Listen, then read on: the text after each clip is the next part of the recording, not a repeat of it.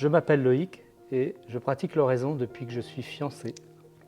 Je vais vous parler des distractions dans l'oraison. Lorsque je commence l'oraison, je me mets en présence de l'Esprit Saint, je l'invoque pour qu'il m'accompagne dans ma prière et je pose un acte de foi. Je cherche le recueillement, mais les distractions surviennent.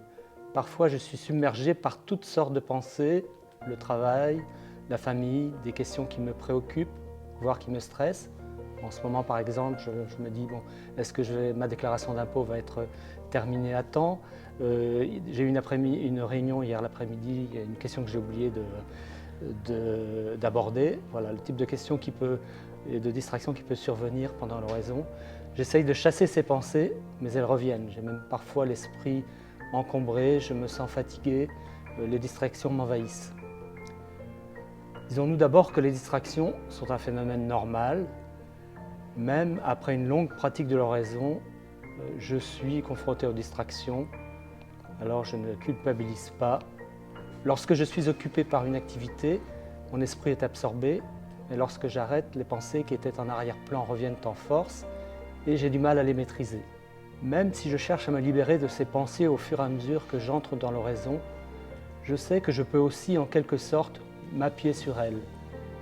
Les sujets de ces distractions ne sont pas que des pensées parasites, ce sont des pensées qui renvoient à ce qui fait ma vie actuelle.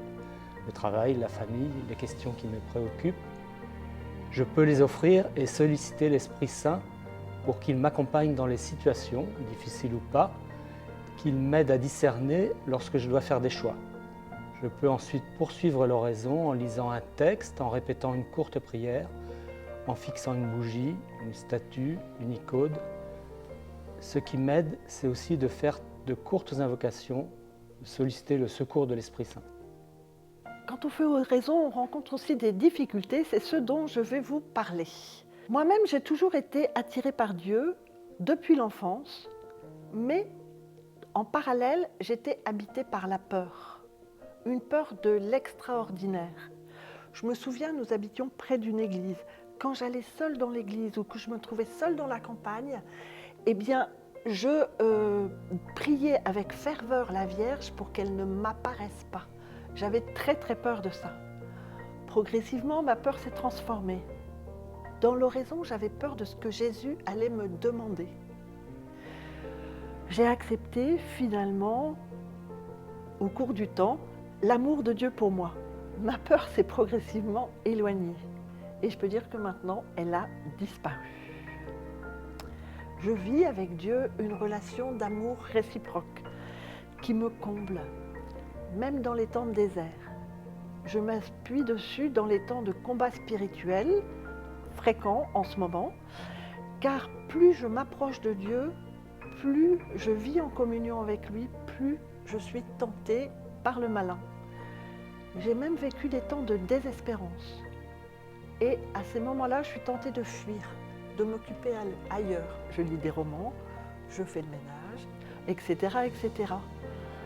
Je me souviens alors de Charles de Foucault, Saint Charles de Foucault, qui se tenait au banc pour ne pas quitter l'oraison avant le temps qu'il s'était fixé. Je suis certaine que Dieu me retient et m'aide à surmonter mes errances. Je suis certaine aussi que sa grâce est agissante. Je demande à Jésus de m'envoyer son Esprit Saint. Je prie la Vierge Marie car je sais que l'Esprit Saint et la Vierge Marie agissent toujours ensemble. L'oraison et la prière sont aussi contraires à l'agitation du monde sensible. Nous découvrons dans l'oraison l'invisible.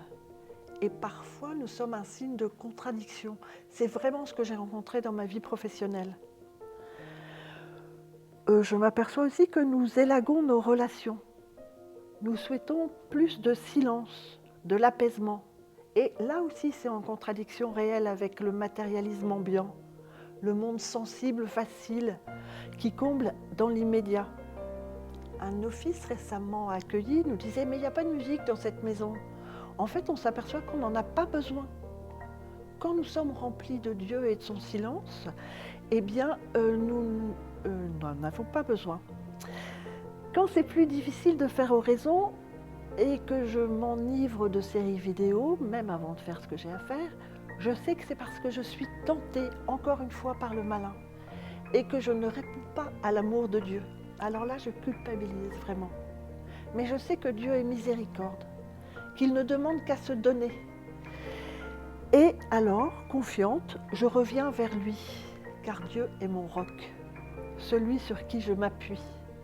Longtemps j'ai lutté, maintenant, humblement, paisiblement, je me laisse faire.